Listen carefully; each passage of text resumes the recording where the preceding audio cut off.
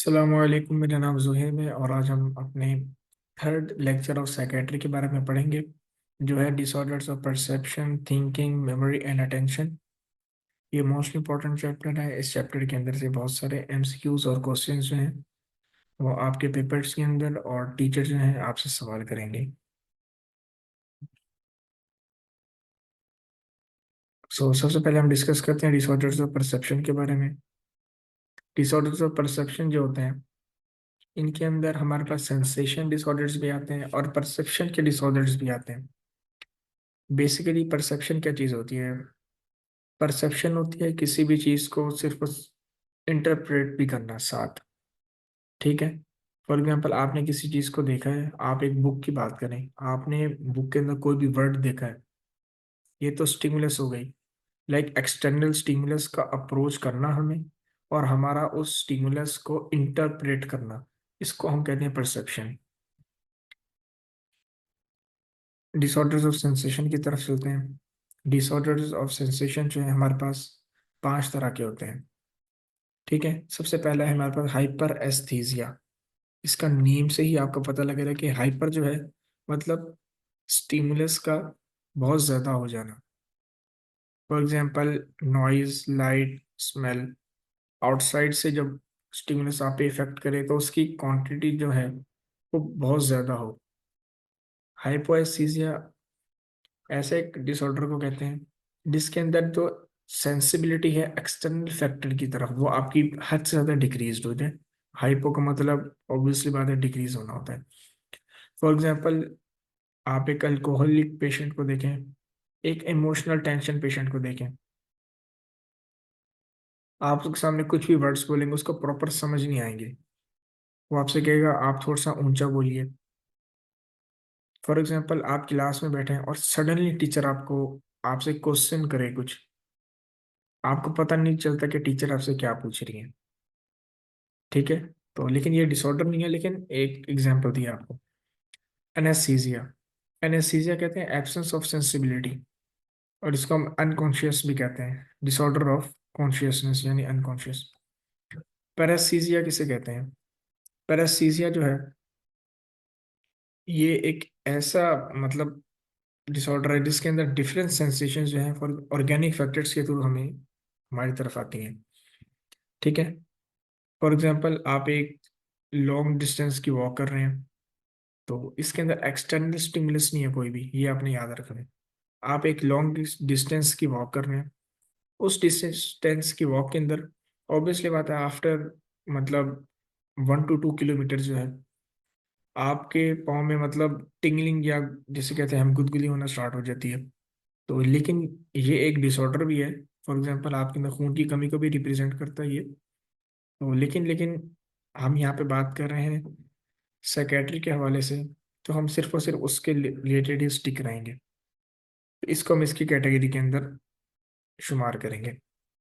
अब हमारे पास जो फिफ्थ डिसऑर्डर ऑफ सेंसेशन है वो है सनेस्थोपैथिया।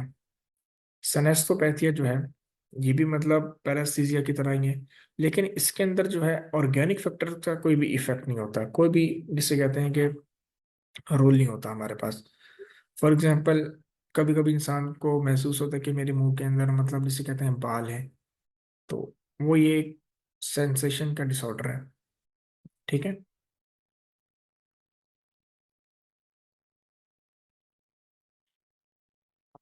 अब हमारे पास आते हैं डिसऑर्डर्स ऑफ परसेप्शन। ये हमारे पास होते हैं मेटामॉर्फोसिस, इल्यूजन और हेलुसिनेशन। मेटामॉर्फोसिस जो है, आप इसको अगर टू टर्म्स के अंदर ब्रेक करें, तो मेटा का मतलब क्या होता है? चेंज। मॉर्फोसिस का मतलब होता है शेप। सो मेटामॉर्फोसिस जो होता है चेंज इन प्रोफाउंड, और जिसे कहते हैं स्ट्रक्चर का तब्दील हो जाना, यानी फिजियोलॉजी का चेंज है ये। ठीक है। तो फॉर एग्जांपल, जो आपके पास पेशेंट आएगा, तो अगर आप उसके सामने कोई भी लाइन ड्रॉ करेंगे स्ट्रेट, उसको वो वेवी और कर्व नजर आएगी। क्यों? क्योंकि ये डिसऑर्डर है परसेप्शन का। इल्यूजन जो है ये क्या चीज होती है? इल्यूजन होती है कि रियल स्टिमुलस का, रियल एक्सटर्नल स्टिमुलस का मिस इंटरप्रेट। ठीक है। जहाँ पे इंसान जो है वो परसेप्शन को जिसे कहते हैं कि थोड़ा सा तब्दील कर दे और रियलिटी को थोड़ा चेंज कर दे। ठीक है। और हेलुसिनेशन क्या चीज होती है? हेलुसिनेशन होती है हमारे पास लाइट परसेप्शन। ठीक है। तो जिसके अंदर हमारे पास रियल ऑब्जेक्ट जो है वो मौजूद ही ना हो। इल्यूजन के अंदर ऑब्जेक्ट मौजूद होता है ना, एक्सटर्नल स्टिमुलस होती है। हेलुसिनेशन में वो स्टिमुलस भी नहीं होती।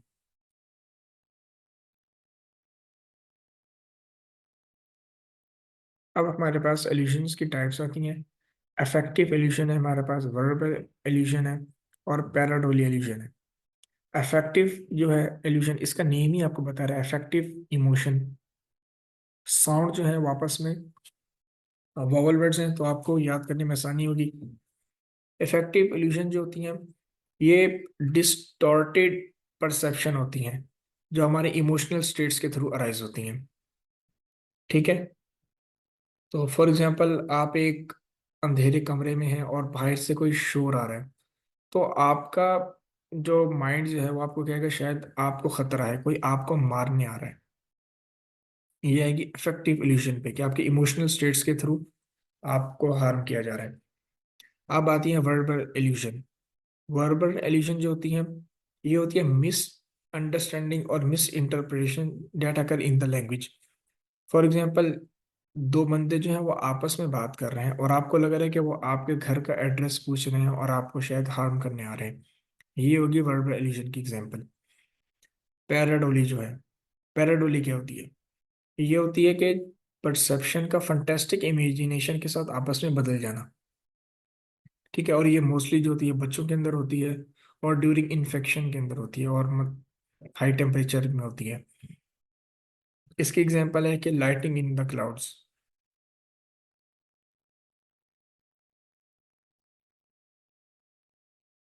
अब एल्यूजन और हेलुसिनेशन का डिफरेंस है। सबसे पहले डेफिनेशन है कि एल्यूजन जो है ये मिस इंटरप्रेट होती है रियल एक्सटर्नल स्टिमुलाई की। लेकिन जो हेलुसिनेशन होती है हमारे पास, ये होती है परसेप्शंस विदाउट एक्सटर्नल स्टिमुलाई। और इसकी एग्जांपल ये है कि एक स्टिक जो है, जब हम उसको हम पानी के अंदर रखते हैं तो हमें वो बेंट नजर आती है, यानी टेढ़ी नजर आ रही है। ये एल्यूजन की एग्जांपल है। हेलुसिनेशन की एग्जांपल ये है कि इंसान जो है बहुत सारी आवाज़ों को सुने, लेकिन एक्सटर्नली जिससे वो आवाज़ें मौजूद ही ना हो। और नेचर जो है इसकी सेंसरी आउटपुट पे डिपेंड करती है, लेकिन डिस्टॉर्टेड होती है। इसकी जो होती है हमारे पास नेचर, वो अकर इन एनी सेंसरी मोडेलिटी के अंदर हो जाती है। ठीक है। लाइक विजुअल भी होती है, ऑडिटरी भी होती है हमारे पास, और साइकोलॉजिकल एंड न्यूरोलॉजिकल इशू के अंदर भी होती है। ये देखें यहाँ पे तस्वीरें के थ्रू रिप्रेजेंट किया गया है। अब हेलुसिनेशन के टाइप्स होती हैं ऑर्गन ऑफ सेंस की बेसिस पे। फॉर एग्जांपल, विजुअल हेलुसिनेशन है हमारे पास, यानी आइस के थ्रू जो हेलुसिनेशन हमारे पास आएगी। तो for example, hallucination involve the things that are not present in the reality. For example, आंखों से ऐसी चीजें देखना जो रियलिटी के अंदर मौजूद ही ना हो बिल्कुल भी। ठीक है। वर्बल हेलुसिनेशन जो है, वर्बल हेलुसिनेशन जो होती है इनके अंदर ऐसी आवाज़ों को सुनना जो मतलब मौजूद ही ना हो बिल्कुल भी। ऑल्फैक्टरी हेलुसिनेशन जो है, ऑल्फैक्टरी हेलुसिनेशन जो होती हैं उनके अंदर इंसान जो है वो ऐसी सेंसरी एक्सपीरियंस करता है, मतलब जो, और स्मेल जो है वो परसीव करता है जो प्रेजेंट ही नहीं थी इन्वायरमेंट के अंदर। टेक्टाइल टच जिसे कहते हैं कि सेंसेशन जो इंसान ऐसे फील्स करे जो मौजूद ही ना हो। फॉर एग्जांपल, इंसान को कभी कभी आपको महसूस होता है कि आपके मतलब जिसे कहते हैं कि हाथ पे कोई चीज़ चल रही है, तो लेकिन ऐसा बिल्कुल नहीं होता। ये सिर्फ और सिर्फ हेलुसिनेशन होती है। टेस्ट हेलुसिनेशन, टेस्ट हेलुसिनेशन जो होती है, ये ऐसी टाइप ऑफ हेलुसिनेशन है जिसके अंदर इंसान को ये महसूस होता है कि मतलब ऐसा टेस्ट। फॉर एग्जांपल, आपने कोई चीज़ खाई, तो फॉर एग्जाम्पल वो चीज़ मीठी थी, लेकिन आपको वो चीज़ जो है वो आपको कड़वी महसूस हो रही है, या आपको चीज़ वो खट्टी महसूस हो रही है। तो वो होती है टेस्ट हेलुसिनेशन की एग्जांपल। अब हमारे पास आते हैं थिंकिंग डिसऑर्डर्स। थिंकिंग डिसऑर्डर्स की क्लासिफिकेशन के अंदर हमारे पास सबसे पहले आती है formal thinking disorders. Formal thinking के अंदर हमारे पास सबसे पहले आता है स्पीडेड थिंकिंग। स्पीडेड थिंकिंग क्या चीज होती है? इसके अंदर बहुत सारे वर्ड्स लिखे हुए हैं, ठीक है, आप सेंटेंस को पढ़ें तो speed in thinking often required और refer to as racing thoughts. लेकिन इसकी एक सबसे जो आसान डेफिनेशन है वो है कि increase in quantity of the word with time. ठीक है, यानी एक इंसान है, वो बोल रहा है, लेकिन टाइम के साथ उसकी जो वर्ड जो है वो इंक्रीज होते जा रहे हैं, डिक्रीज नहीं हो रहे। और इसकी एग्जांपल हमारे पास है मैनिक पेशेंट। हम आगे टॉपिक के अंदर पढ़ेंगे कि मैनिया किसे कहते हैं। ठीक है, मैनिया और एक्साइटेशन जो है ये हम आगे टॉपिक के अंदर पढ़ेंगे। और ये बाइपोलर डिसऑर्डर के अंदर होता है। हैम्पर्ड थिंकिंग, इसमें भी बहुत सारा कुछ लिखा हुआ है, लेकिन इसकी एक सबसे आसान डेफिनेशन है कि decreasing word with time, decreasing word quantity with time. ठीक है, तो ये हमारे पास एंग्जाइटी और डिमेंशिया के अंदर होता है, ओल्ड पीपल के अंदर होता है specially. Incoherent thinking, incoherent thinking जो है ये ऐसे डिसऑर्गेनाइज्ड और इलॉजिकल थॉट के प्रोसेस होते हैं। ठीक है, फॉर एग्जांपल कोई इंसान आपसे क्या है कि मेरी बिल्ली जो है उसने किताब खाई, my cat eat the book. कितनी इलॉजिकल बात है ये।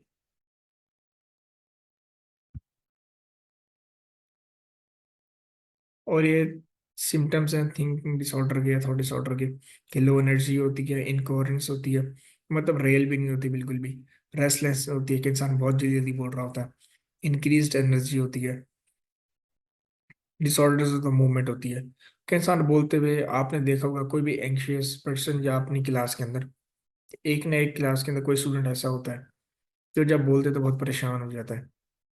ठीक है, और उसके मतलब हैंड्स की मूवमेंट भी उसकी ज्यादा हो जाती है वाइल स्पीकिंग। अब हमारे पास होता है सरकमटेंशियलिटी। ये एक ऐसा पैटर्न है जिसके अंदर इंसान जो एक्सेसिव डिटेल दे देता है irrelevant to the main point पे पहुंचते हुए।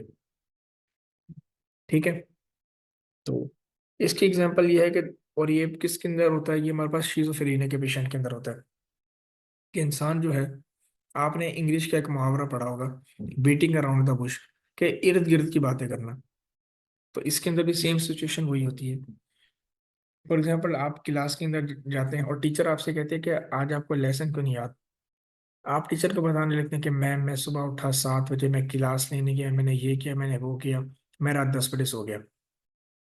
आपने मैम को एग्जैक्टली आंसर नहीं दिया कि मैम मैंने टॉपिक क्यों नहीं प्रिपेयर किया। ये डिसऑर्डर नहीं है, लेकिन आपको एग्जाम्पल दिया। वर्ड ड्यूरेशन क्या चीज़ होती है? ये एक साइकोलॉजिकल टर्म है जिसके अंदर इंसान जो है वो compulsive repetition of the words करता है। ठीक है, और जिसे कहते हैं कि नॉन सेंस इसके मीनिंग होते हैं, और ये इसके मीनिंग ही कोई नहीं होता। फॉर एग्जाम्पल एक छोटा बच्चा है, उसके हाथ में खिलौना है, और वो बच्चा बोलता रहता है बार बार टॉय टॉय टॉय। तो ये इसकी एग्जाम्पल है। मेंटिज्म क्या होता है? मेंटिज्म इस ऐसी कंडीशन को कहा जाता है जिसके अंदर इंडिविजुअल जो है वो सेंस ऑफ डिटैचमेंट परसीव करता है रे फ्रॉम रियलिटी।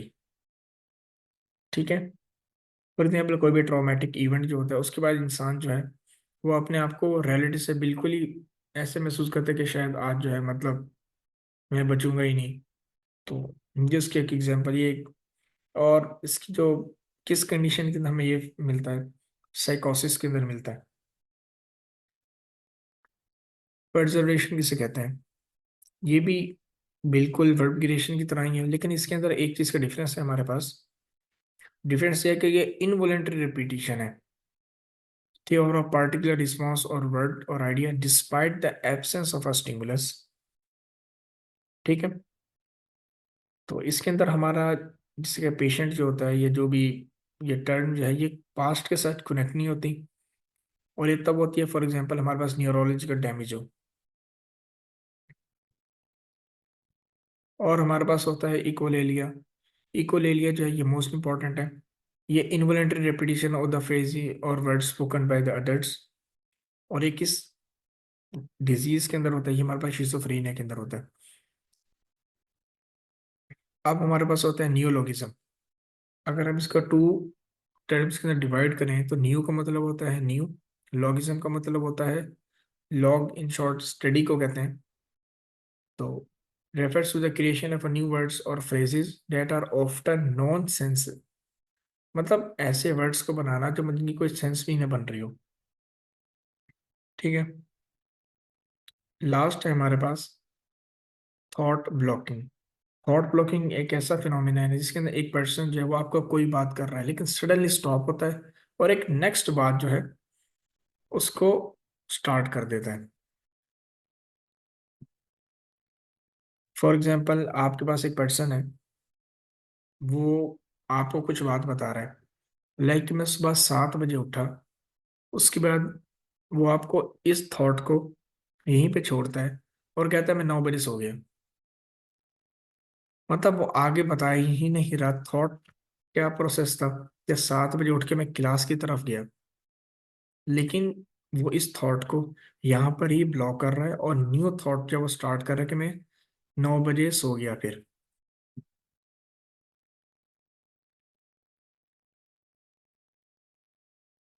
अब हमारे पास डिसऑर्डर्स ऑफ थिंकिंग जो है बाई कंटेंट आता है और भी फिर पैथोलॉजिकल प्रोडक्शन।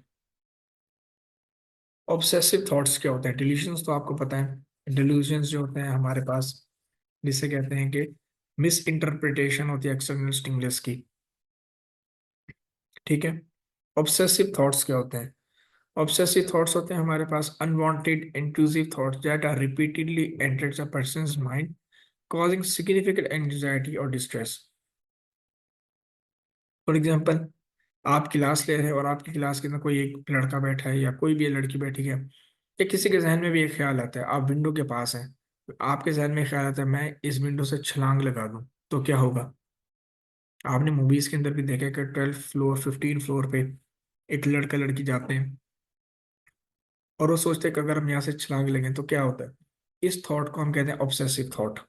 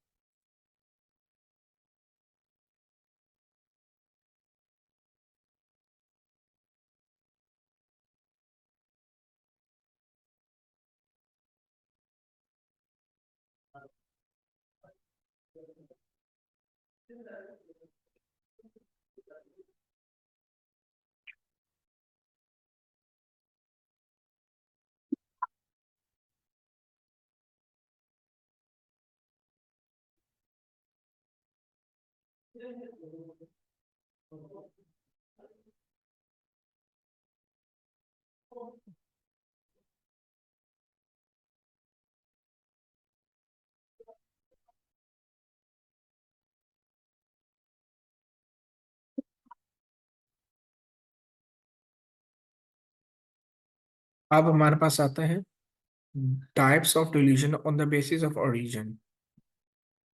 ठीक है। आगे आएगी ड्यू टू कंटेंट।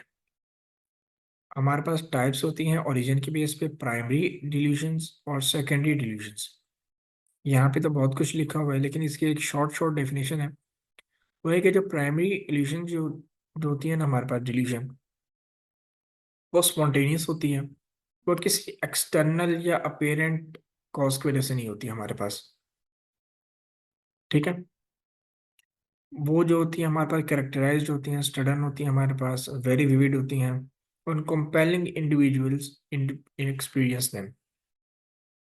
लेकिन जो सेकेंडरी इल्यूशंस जो होती है ना, वो अराइज होती हैं फ्रॉम प्राइमरी इल्यूशन से। ठीक है।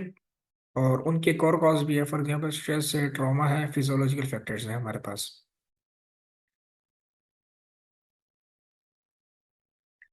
जो तीसरी टाइप है हमारे पास वो है इंडक्टिव डिल्यूजन।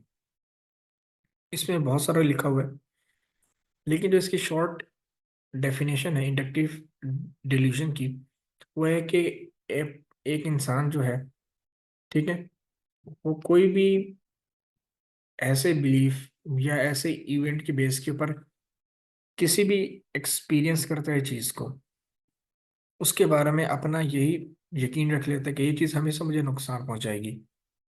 ठीक है। फॉर एग्जाम्पल, एक नाइफ है इंसान के पास, उससे किसी दूसरे इंसान का हाथ कट जाता है या उसका खुद का हाथ कट जाता है, तो हमेशा यही चीज जिससे कहते हैं कि सोचेगा कि ये नाइफ जो है हमेशा मेरा हाथ कटेगा इससे, ये नाइफ जो है ये सही नहीं है। तो ये है इसकी एग्जाम्पल।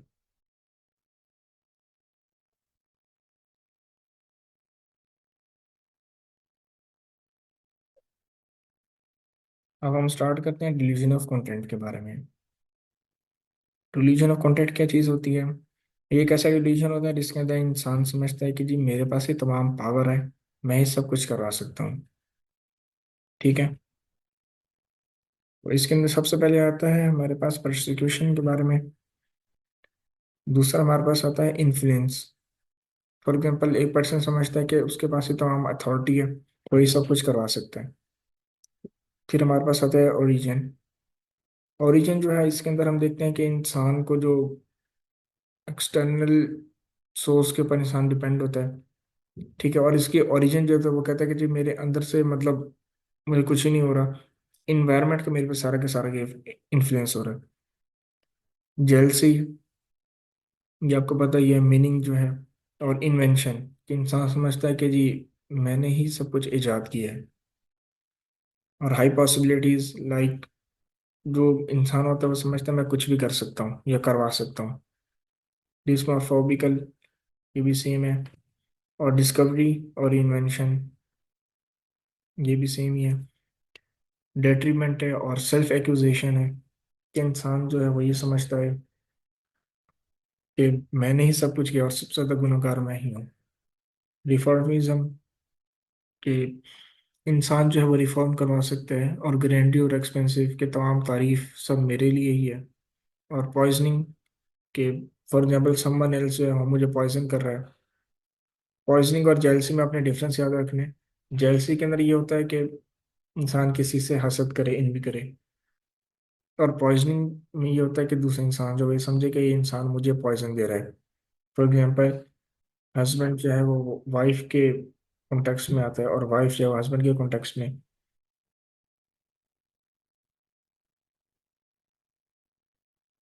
अब हमारे पास आते हैं ऑब्सेसिव आइडियाज। ऑब्सेसिव आइडियाज जो है, इनका क्या मतलब होता है?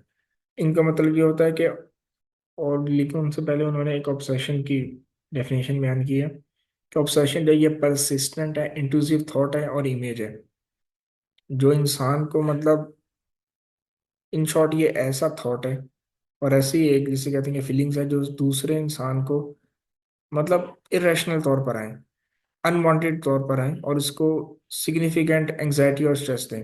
अनवांटेड है। ठीक है। एंड बहुत मुश्किल है इस पर कंट्रोल करना। इसके मेन साइंस कौन कौन से हैं?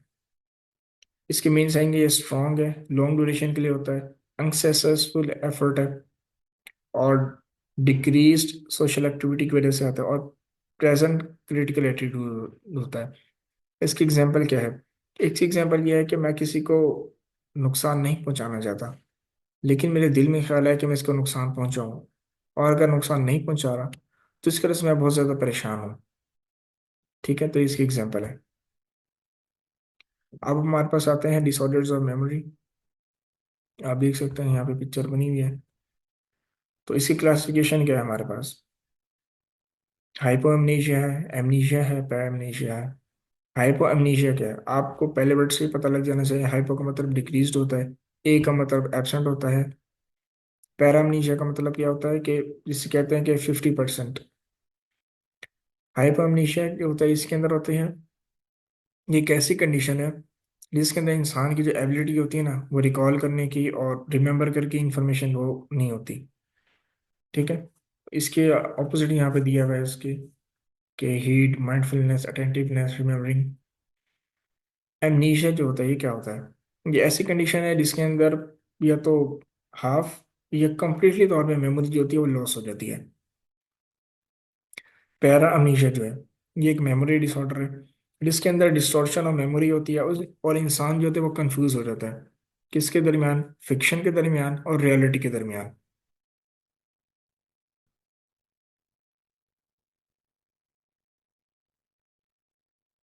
अब हमारे पास और भी इसकी मतलब टाइप्स वगैरह हैं।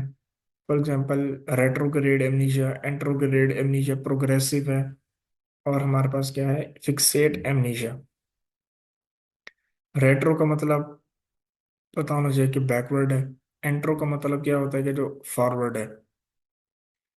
ये एक ऐसी मेमोरी लॉस है कि जिसके अंदर इंसान जो है वो कोई भी मेमोरी को और कोई भी इंफॉर्मेशन को before the onset of amnesia, यानी कि एमनीशिया होने से पहले जो है जो भी कुछ हुआ जो इंसान को याद नहीं। ठीक है, फॉर एग्जांपल एक्सीडेंट हुआ है किसी इंसान का, इंसान जो है एक्सीडेंट होने से पहले की तमाम इंफॉर्मेशन जो है वो उसको याद नहीं होगी। एंट्रोग्रेड एमनीशिया जो है, इसके अंदर ऐसा होता है कि इंसान जो है वो एमनीशिया के बाद कुछ याद नहीं कर सकता, उसको कुछ याद नहीं। ठीक है, वो माजी जो है उसको याद कर सकते थे, लेकिन प्रेजेंट को याद नहीं कर सकते कि क्या हुआ क्या था।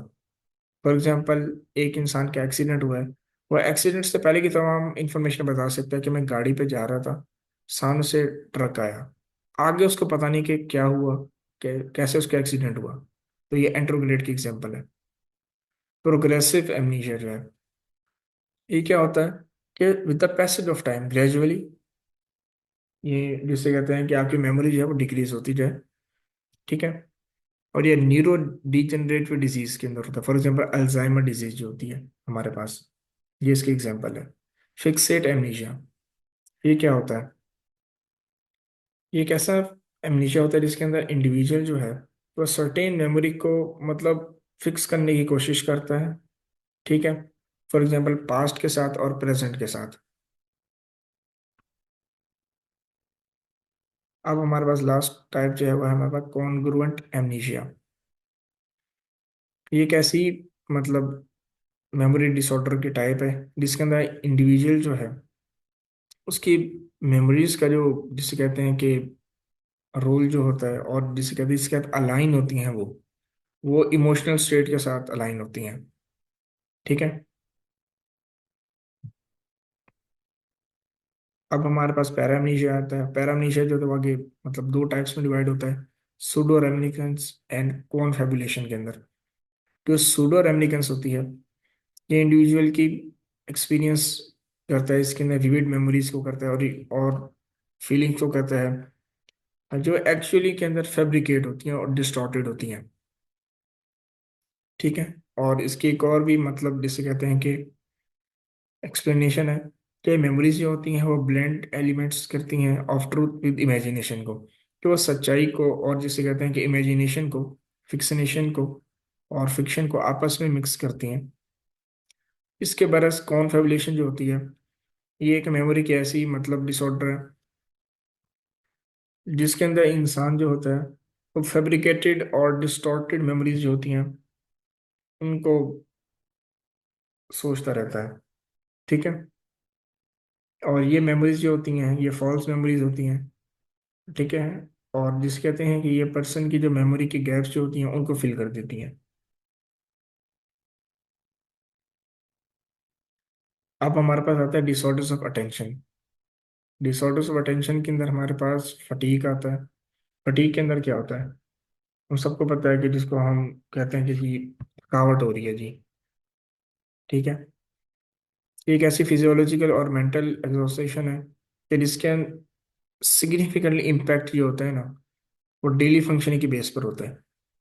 ठीक है, और इंडिविजुअल जो होता है वो ऐसा फील करता है कि मतलब उसके अंदर ताकत नहीं है, लॉस ऑफ एनर्जी और मोटिवेशन और एबिलिटी टू कंसंट्रेट। ठीक है, इसकी एग्जांपल जो है वो हमारे पास सिंपल है कि एक इंसान सुबह से पढ़ रहा है रात तक। ठीक है, तो उसको हम फटीग की कैटेगरी के अंदर लेंगे कि आगे वो पढ़ नहीं पा रहा, वो जितनी कोशिश करता है लेकिन उसे पढ़ा नहीं जा रहा। ठीक है, फिर हमारे पास होता है इसकी कॉजेज। इसकी कॉजेज जो है वो हमारे पास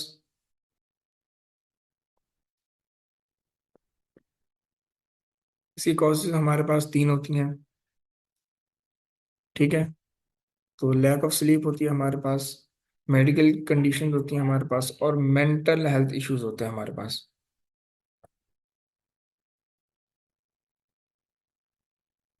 फिर हमारे पास आती है डेफिशिएंसी और डाइवर्टिंग ऑफ अटेंशन।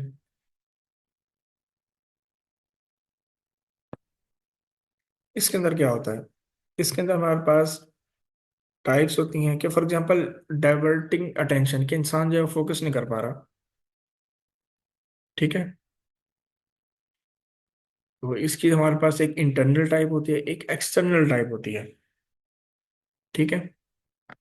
जो एक्सटर्नल टाइप होती है उसके अंदर स्टिमुलस जो होती है वो आउटसाइड से आ रही है। फॉर एग्जांपल मैं पढ़ रहा हूँ और मोबाइल बज रहा है, तो मेरी अटेंशन जो है वो डाइवर्ट हो जाएगी। ये है एक्सटर्नल टाइप ऑफ डाइवर्टिंग। या इंटरनल टाइप ऑफ डाइवर्टिंग है, इसके अंदर इमोशनल स्टेट प्ले करती है, कॉग्निटिव लोड होता है, मोटिवेशनल लेवल्स होते हैं, पर्सनल इंटरेस्ट होता है, और हेल्थ कंडीशंस होती हैं। ठीक है। तो जस्ट थैंक्स अ लॉट।